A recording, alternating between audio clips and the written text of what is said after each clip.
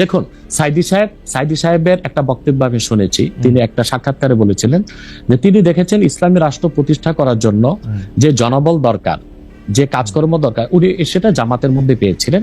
সেজন্য তিনি জামাতের রাজনীতিতে ছিলেন। কিন্তু ব্যক্তিগত জীবনে তিনি তো হানাফি মাযহাব মেনেছেন, আহলুস সুন্নাহ ওয়াল জামাতের আকীদা বিশ্বাসী লালন করতেন অধিকাংশ ক্ষেত্রে, এবং তিনি পীর ঘরানার ছিলেন এবং পীর মাশায়েখদেরকে যথেষ্ট শ্রদ্ধা করতেন। আমি আগেই বলেছি যে বাংলাদেশে জামাত ইসলামী আকীদাগত দিক দিয়ে আবুল আলাম মওদুদের আকীদা সবাই গ্রহণ করে নাই।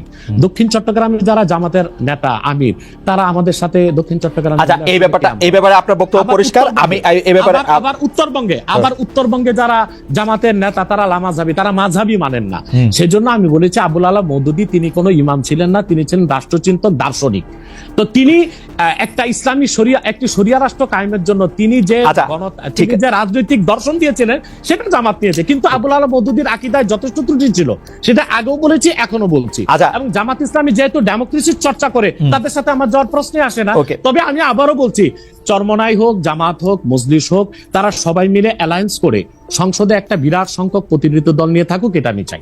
ওকে, আমি জাস্ট এটাতে একটু ছোট্ট করে একটা জিনিস যোগ করে আমি জামাতের এবং রাজনৈতিক প্রসঙ্গে আসবো। আমি শুধু একটু ধর্মীয় প্রসঙ্গে একটু আসতে চাই। আপনি লামাযহাবীদের কথা বললেন, লামাযহাবীদের অনেকেই আপনি যে নিজেকে একজন গর্বিত কট্টর সুন্নি বলে পরিচয় দিচ্ছেন, সেই জায়গায় আপনাদের বিশ্বাস এবং ধর্মাচরণে, যেটাকে ঈমান আর আকীদা বলা হয়, সেটার মধ্যে অনেক ত্রুটি রয়েছে বলে তারাও মনে করেন, এবং তারা এই ব্যাপারটা নিয়ে তারা একটা অবস্থান নিয়ে থাকেন বিভিন্ন জায়গায়।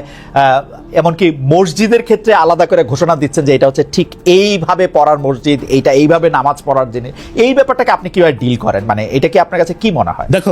দেখুন কথা হচ্ছে যে যারা লামাযহাবী, তাদের লামাযহাবীরা পৃথিবীর কোন মুসলিম রাষ্ট্রে স্বীকৃত নয়। যেমন সৌদি আরবে আব্দুর রহমান আস-সুদাইস কাবাগরের ইমাম সাহেব বলেছেন লামাযহাবী একটা বাতিল ফিরকা।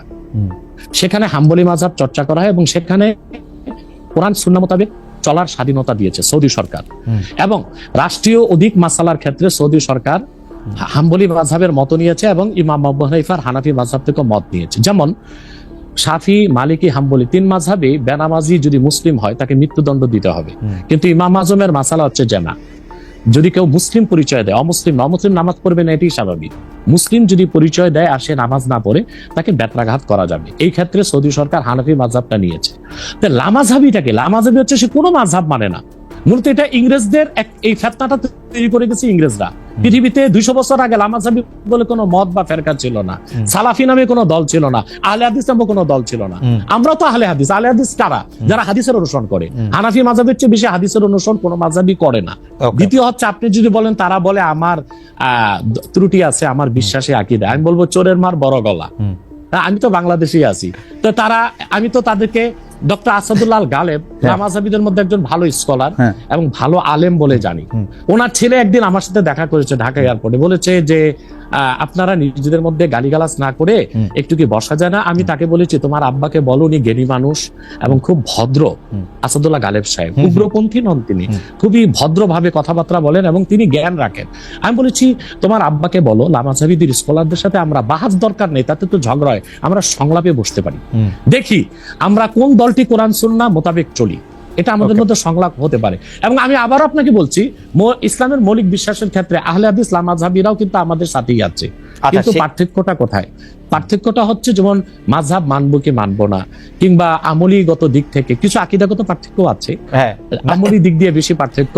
যেমন হচ্ছে আমরা বলি তারাবি 20 রাকাত, তারা বলে 8 রাকাত। আমরা বলি ওয়েতের 3 রাকাত, তারা বলে 1 রাকাত। কিন্তু কোন লামাযহাবী বলে না ওয়েতের বলে নামাজ নাই, বলে ওয়েতের আছে 1 রাকাত। না, আমি এরকম শুনছি, আমার এরকম শুনছি, আমার যে নামাজ পড়ার জন্য আলাদা মানে এটা সকল দর্শকের জন্য বলছে যে আলাদা দাঁড়ানোর সিস্টেম বা ভঙ্গি বা স্টাইল লামাযহাবীদের, আপনাদের তো আপনাদের বলতে হচ্ছে দেখেন আমরা যারা আপনি বলেন বাংলাদেশে 3 থেকে 3.5 লক্ষ মসজিদ হানাফি ইমাম, কোন মসজিদ লেখা আছে হানাফি মসজিদ?